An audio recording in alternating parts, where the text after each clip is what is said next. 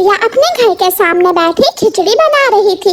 हंडिया चूल्हे पर रखी हुई थी, आग जल रही थी और खिचड़ी की धीमी धीमी खुशबू दूर तक जा रही थी। कालू, ये खुशबू तो खिचड़ी की है, जाओ देख कर आओ चिड़िया क्या बना रही है। चिड़िया कल चावल लेकर जा रही थी, वो जरूर आज खिचड़ी बना रही होगी, मैं अभी जाकर देखता हूँ।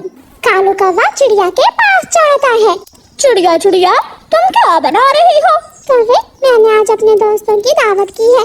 कबूतर और तोते को मैंने शाम के खाने पर बुलाया है, हम सब आज मिलकर खिचड़ी खाएंगे। चिड़िया, मैं भी तो इसी जंगल में रहता हूँ, क्या तुम मुझे नहीं बुलाओगी दावत पर? नहीं, बिल्कुल नहीं। याद है ना, पिछली बार तुम मेरी सारी खिचड़ी चुरा कर खा गए थे। तुम मेरे दोस्त नहीं हो, इसलिए मैं तुम्हें नहीं बुलाऊंगी। कमजोर छोटी चिड़िया, कौवे से कैसे बात करते हैं, भूल गई हो तुम? मुझे भी कौवा कहते हैं, कौवा। गुस्से में कालू कौवा वहाँ से चला जाता है। चिड़िया की बेटी गुड़िया नदी से पानी लेकर आ जाती है। मम्मा, मैं पानी ले आई हूँ, और कोई काम है तो आप मुझे बताइए। गुड़िया बेटी, जंगल जाओ और 2-4 सूखी लकड़ियाँ ले आओ, आग बुझ रही है। मैं अभी लकड़ियाँ लेकर आती हूँ। गोरी, वो छोटी चिड़िया मुझे चला चला कर बोल रही थी, अपने दोस्तों की दावत की है, कबूतर और तोते की। कालू, वो गंदी आंखों वाला कबूतर और बड़ी चोंच वाला तोता खिचड़ी खाएंगे और मैं खाऊंगी सूखा दाना।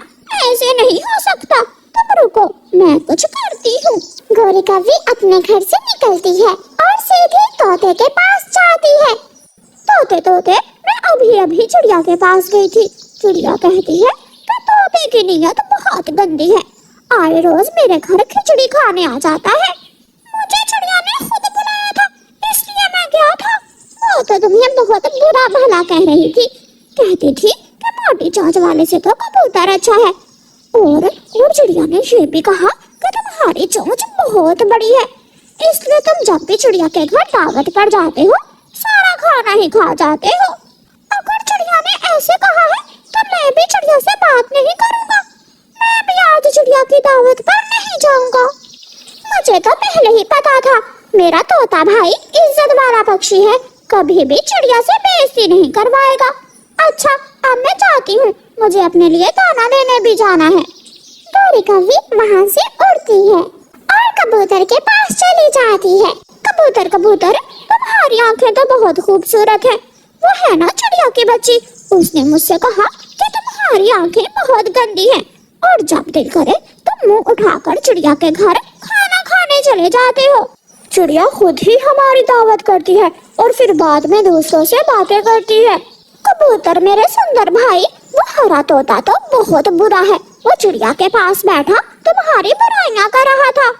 मैं पूछूंगा उस तोते से भी, 2 लगाऊंगा तो नानी याद आ जाएगी।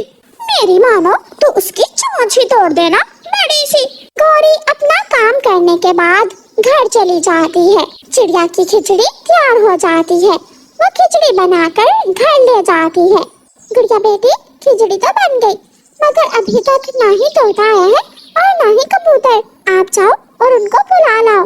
मम्मा, मैं अभी जाती हूँ, मुझे भी बहुत भूख लगी हुई है, फिर बाद में आकर मैं खिचड़ी खाऊंगी। गुड़िया तोते के घर जाती है।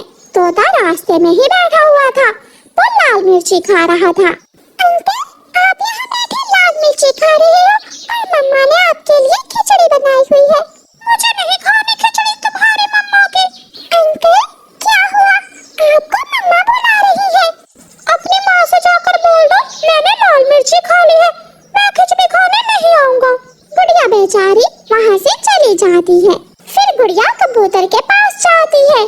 अंकल कबूतर, जल्दी आ जाइए, आपको मम्मा बुला रही है, सब तैयार है, खिचड़ी बन गई है। नहीं, मुझे नहीं जाना तुम्हारी मम्मा के पास, जाओ और बता दो मेरी आंखें बहुत गंदी है, मैं नहीं आऊंगा। गुड़िया छोटी बच्ची थी, वो बच्चों वाली बात करती है। तो अंकल, आप अपनी आंखें साफ करने के बाद आ जाना। जाओ, चली जाओ यहाँ से, भाग जाओ। जब कबूतर गुस्से से बोलता है तो गुड़िया डर जाती है और वहाँ से भाग जाती है। मम्मा, तोते अंकल ने तो लाल मिर्ची खा ली है और कबूतर चाचा ने तो मुझे डांटना शुरू कर दिया, वो दोनों नहीं आएंगे। उन दोनों को क्या हुआ है, कल तक तो सब ठीक था। कालू जी अब चलो मेरे साथ, चिड़िया की खिचड़ी हम ही खाएंगे। गौरी, अगर उन दोनों ने चिड़िया को सच्ची बात बता दी तो गड़बड़ हो जाएगी। कालू जी ऐसा कुछ नहीं होगा, तुम मेरे साथ चलो। गौरी कव्वी कालू कव्वे को लेकर चिड़िया के घर चली जाती है। चिड़िया चिड़िया, मैं तो बिन बुलाए ही आ गई हूँ। वो कहाँ है? कबूतर और तोता, न जाने उन दोनों को क्या हुआ है। मैंने उन्हें कल बताया भी था, अभी गुड़िया को उन्हें लेने भी भेजा, मगर वो आए ही नहीं। चिड़िया चिड़िया, वो बहुत बुरे हैं। मैंने कहा था ना कि तुम हमसे दोस्ती कर लो। छोड़ो कबूतर और तोते को। चिड़िया, भूख बहुत लगी हुई है, कुछ खाने को है? मम्मा, तोते अंकल और कबूतर अंकल के हिस्से की खिचड़ी आप गौरी आंटी और कालू अंकल को दे दे। हाँ गौरी, लो मैं ये खिचड़ी डिब्बे में डाल देती हूँ, तुम ये ले जाओ। वो दोनों तो आए नहीं। चिड़िया गौरी को डिब्बे में खिचड़ी डाल देती है। कालू कौवा और गौरी कव्वी खिचड़ी लेकर अपने घर चले जाते हैं। दोनों कव्वे पेट भरकर खिचड़ी खाते हैं। देखा कालू जी, तुम्हारी पत्नी ने चिड़िया से खिचड़ी भी ले ली और सबको आपस में नाराज भी कर दिया। वाह गौरी पत्नी जी, तुम तो बहुत चालाक हो। तोता कबूतर के घर के पास से जा रहा था कि कबूतर उसे रोक लेता है। आज के बाद तुम यहाँ से मत गुजरना। मैंने क्या बिगाड़ा है तुम्हारा? मैं तो गुजरूंगा। एक मुझे गंदी आंखों वाला कहते हो और दूसरा मेरे घर के सामने से गुजरते हो। मैं तुम्हें छोड़ूंगा नहीं। कबूतर तोते को मारने लगता है। शोर सुनकर चिड़िया भी वहाँ आ जाती है। कबूतर छोड़ दो, तोते को छोड़ दो, मत मारो इसे। चिड़िया, ये सब तुम्हारी वजह से हुआ है। तुम तोते से मिलकर मेरी बातें करती हो। तुम दोनों ने मुझे गंदी आंखों वाला कहा। अगर खिचड़ी मुझे नहीं देनी थी तो मेरे खिलाफ गौरी से बातें करने की क्या जरूरत थी? चिड़िया, तुम बुरी हो। मुझे भी गौरी ने बताया है कि तुमने मुझे गंदी नियत वाला कहा, और ये भी कि मैं हर रोज मुंह उठाकर तुम्हारे घर चला जाता हूँ। ये सब झूठ है। उस गौरी की बच्ची ने ये सब इसलिए किया होगा कि तुम दोनों खिचड़ी खाने ना आओ। इसलिए तो वो कल रात मेरे पास भी आई थी और तुम्हारे खिलाफ बातें करने के बाद डिब्बा भरकर खिचड़ी का ले गई। अगर ऐसा है तो सब जाकर गौरी से पूछते हैं। वो सब गौरी के घर के पास पहुँचते हैं तो घर से गौरी की आवाज आ रही थी। कालू जी, अब देखना वो तीनों आपस में कैसे लड़ाई करते हैं। चिड़िया की खिचड़ी भी खा ली और उनको आपस में लड़ा भी दिया। गौरी जैसे ही घर से निकलती है, तीनों दोस्त गौरी को पकड़ लेते हैं। मारो मारो इसे। इस गौरी की बच्ची को सजा मिलनी चाहिए। फिर वो तीनों दोस्त गौरी की खूब पिटाई करते हैं। चिड़िया, मैं शर्मिंदा हूँ। हमें किसी के कहने पर आपके बारे में ऐसा नहीं सोचना चाहिए था। तोते और कबूतर भैया इसीलिए तो कहते हैं कि सुनी सुनाई बातों पर विश्वास कभी नहीं करना चाहिए।